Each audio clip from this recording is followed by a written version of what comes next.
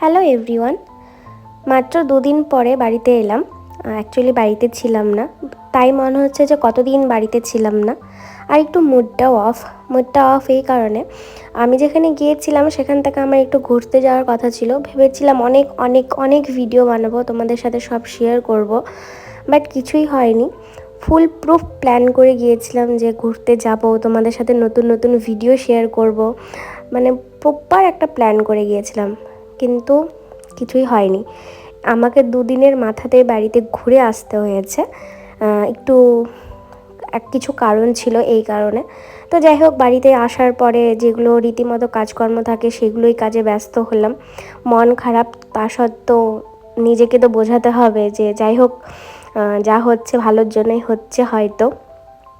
আমি সব ছেড়ে দিয়েছি ওপরওয়ালার ওপরে, যে সে যবে চাইবে যে আমি কোনোখানে ঘুরতে যাব, মানে বাইরে, তো সেদিন হয়তো ঘুরতে যাওয়া হবে, তার আগে হবে না।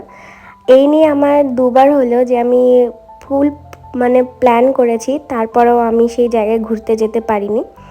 সমস্ত কাজ সেরে এখানে একটু বসেছি, ভালো লাগছিল না। তারপরে এই যে ঘরে আসলাম, ঘরে এসে দেখো লাগেজ এইভাবেই পড়ে আছে, আর এখানে বিছানার উপর সব এলোমেলো, কারণ কিচ্ছু গোছাইনি। একদম পুরো প্ল্যান আমার ফ্লপ হয়ে গিয়েছিল, মন টন খারাপ। তো ভাবলাম থাক এইভাবেই পড়ে আর কি। তো চলো টাটা।